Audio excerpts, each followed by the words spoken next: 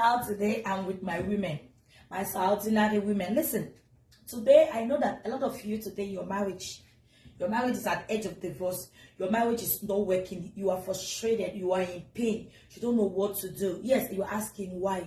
And the part I want to emphasize is the prayer part, because I know that a lot of you are believers. You believe in God. You believe in prayer. You know that prayer can be effective, right?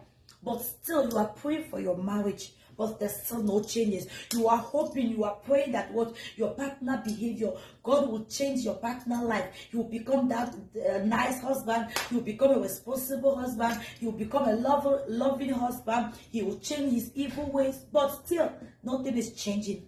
And now, as it is now, maybe you are beginning to question God about if prayer do work, or you begin to question yourself if even God can hear your prayer. Listen, let me tell you something that you don't know. God always answers our prayers, but the truth is that sometimes we prevent him from answering our prayer. Sometimes we give Satan legal rights over our lives, making God incapable, to intervene in our life. Listen, every time that you are in a marriage, every time that you're in a relationship, where there's no faithfulness, when there's adultery, just know that what you are opening a door for the devil to enter into your marriage. Every time that infidelity is concerned, know that what you are, whether knowingly or unknowingly, giving Satan legal rights over your marriage or your relationship.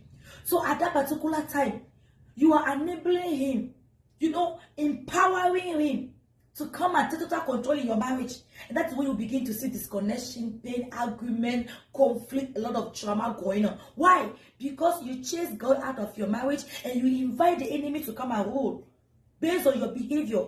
Yes. And that is at that particular time, Satan is in control. So there's nothing God can do. So some of you today who are saying that, oh yes, I've been praying for my marriage for years. God is not answering me. God is not changing my partner. God cannot do anything. Remember in the Bible, when Jesus go to Jerusalem, what did the Bible say? He said that he couldn't do any miracle. It's not because he can't, but he couldn't. Why? Because the situation, because of their unbelief, the situation surround the people there. And it made Jesus incapacitated, so he cannot do. He couldn't. The Bible didn't say he can't, but he couldn't. The same way, sometimes based on our behavior, things that we do, doors that we open, the way we give Satan power over our life, we incapacitate God to intervene. Then we block God to intervene. Then we prevent God to intervene.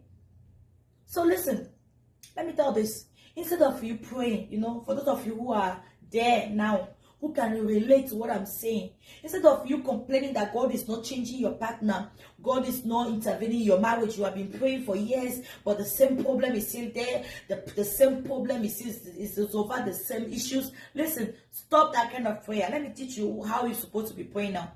Instead of you asking God to change him, do this. When you go on your knees to pray, do you know what happened to Saul on his way to Damascus, right? What happened to him?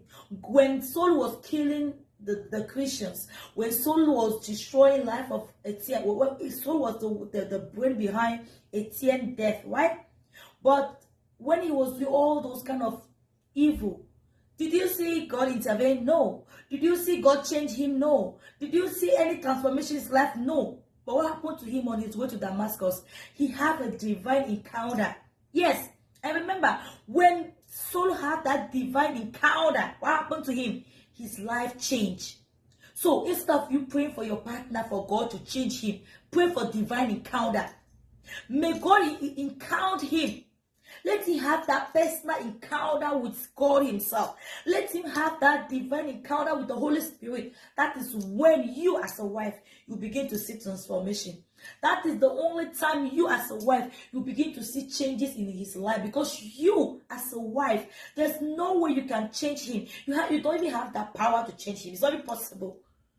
So you have the Holy Spirit that will enable his power through him to transform him.